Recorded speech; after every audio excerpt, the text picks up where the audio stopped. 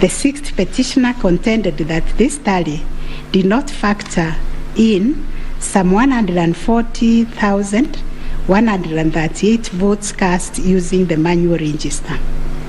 The sixth petitioner computed this number by subtracting 14,326,641 declared votes cast from 14,466,779 generated by the sixth petitioner as representing 65.4% of the voter turnout.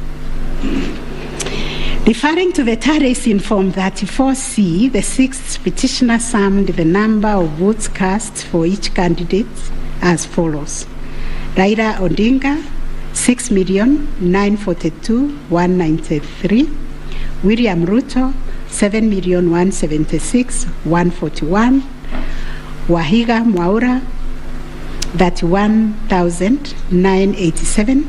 And George Wajakoya, 61,969, adding to a total of 14,213,027. He then added 140,138,000 arranged to be untallied votes, and this yielded a total of 14,353,165 total valid votes, which the sixth petitioner used to compute the percentages garnered by each candidate as follows. William Ruto, according to him, garnered 49.9%, Raila Odinga 48.3%, Wahiga 0.22%, and Wanjakoya 0.3%. It is on this basis that the sixth petitioner grounded the claim that none of the candidates met the constitutional threshold as set out in Article 138(4)(a). IEBC and its chairperson disputed the sixth petitioner's claim. They submitted that the declaration of results is based on the number of people identified as having voted on the KIMS kit and not the total persons on the voters register as arranged. They contended that the final voter turnout comprising of the voters who were identified through the KIMS kit and those who voted manually was 64.76% and not 65.4% as arranged by the petitioners. They urged that the announcement error by the chairperson of IEBC on 10th August 2022 was immediately clarified during the same press briefing. And evidence of this correction was provided to this court in an affidavit of the first and second respondents in Presidential Election Petition number 7 of 2022. According to IEBC and the chairperson, 14,239,862 voters were identified using the KIMS kit, while 86,889 voters were identified using the printed voter register. Therefore, the total valid votes cast were 14,213,137, while the total number of rejected ballots were 113,614, constituting 14,326,751 total votes cast. They illustrated that the first respondent garnered 7.176,141 votes against 14,213,137 total valid votes cast, yielding a percentage of 50.49 to meet the requisite constitutional threshold for a candidate to be declared president-elect. In the upshot, the percentage attained by each candidate was as follows. Raila Odinga 48.84%, William Ruto 50.48%, Wahiga Mwaura 0.22%, and George Wanjakoya 0.43%. IEBC and its chairperson also submitted that the KIMS kits malfunctioned in 235 polling stations, necessitating the use of the printed voter register. In these polling stations, backup KIMS kits were later deployed for purposes of results transmission.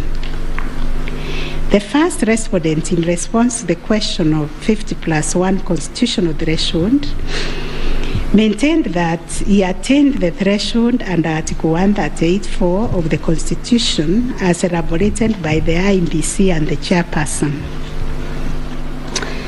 This court has considered the differing formulas and threshold arguments presented by various parties to this petition. While the first, second, and third petitioners raised pertinent questions connected to this issue, we shall address them together with those of the sixth petitioner, who has addressed and focused on the issue as specifically framed in detail. It must be restated that the case made by the sixth petitioners concerns a data-specific threshold as enunciated under Article 138(4) of the Constitution, that without attainment of which there can be no declaration. This data-specific threshold is what this court declared in John Aaron Mwau and two others versus IEBC and others. Petitions numbers 2 and 4 of 2017, consolidated, referred to as the ultimate yardstick for determining the winner in a presidential context. In Raila Odinga and 5 others versus IEBC, petition number 5, 3, and 4 of 2013, this court asserted that rejected ballot papers do not constitute a vote cast to be included in calculating the final tally in favor of a presidential candidate. We are not persuaded by amicus curiae's brief, that is Law Society, who attempted to persuade us to consider our position on this finding. We reiterate that rejected votes cannot be taken into account when calculating whether a presidential candidate attained 50% plus 1 of the votes cast in accordance with Article 138(4) of the Constitution. Similarly, in the same Raila 2013 case, the court further laid down the parameters of burden and standard of proof in electoral disputes. More specifically, the burden and standard of proof required in disputes challenging the outcome of a presidential election. And this is what the court said, I quote, "In the case of data-specific electoral requirements, such as those specified in Article 138(4) of the Constitution, for an outright win in the presidential election, the party bearing the legal burden of proof must discharge it beyond any reasonable doubt." The question that follows was whether the petitioners challenging the attainment of 50% plus 1 constitutional threshold and the computation by the sixth petitioner in general met the standard of proof settled by this court in Raila 2013 case. The premise of the sixth petitioner's percentage computation was a press briefing made by the chairperson of IEBC on 10th August 2022, when the evidential burden shifted to IEBC and its chairperson, as it does in election cases. They produced video evidence correcting the percentage voter turnout to read 64.6 at the time of the briefing. This percentage, however, did not include reports from all the KIMS kits and 86,889 voters who were identified manually using the printed register of voters.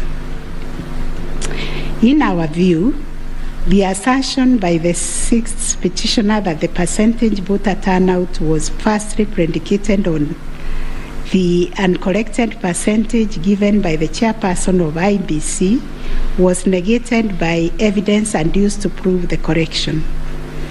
Secondly, the sixth petitioner based his percentage of voter turnout on the total number of registered voters, while the chairperson of IEBC made reference in the press briefing to the number of registered voters who were identified through the KIMS kit progressively.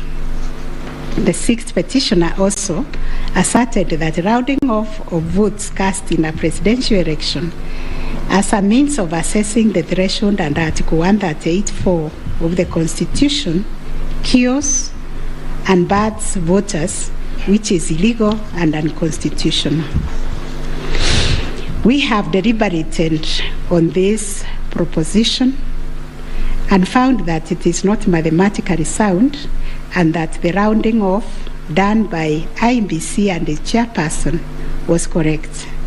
Consequently, we find that the petitioners did not provide a watertight case to warrant the setting aside of the results of the presidential election on the basis of not having met the threshold provided under Article 138(4)(a) of the Constitution.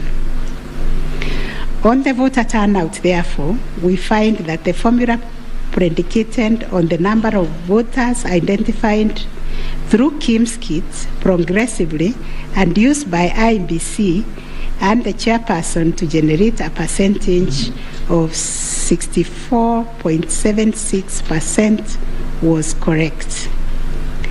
Having settled the issue of voter turnout, we must ask ourselves whether in the making of the declaration, the chairperson of IEBC applied the formula in Article 138(4) of the Constitution, which is total votes cast less rejected votes divide by 2 must always give 50% plus 1 vote. Given the numbers that were presented to us by IEBC and the chairperson, this would translate to 14,213,137 divided by 2 plus 1, which makes 7.106569. The question that must inevitably follow is whether this formula, when applied, will confirm that 7,106,569 votes is less than 7.176,141, which represents the number of votes received by the first respondent. We find that it is, as such, on the basis of the foregoing formula and from the numbers provided by IEBC and its chairperson and the declaration by the chairperson of the President-elect on 15th August 2022, it is our finding that the declared President-elect attained 50% plus 1 of all the votes cast in accordance with Article 138(4) of the Constitution.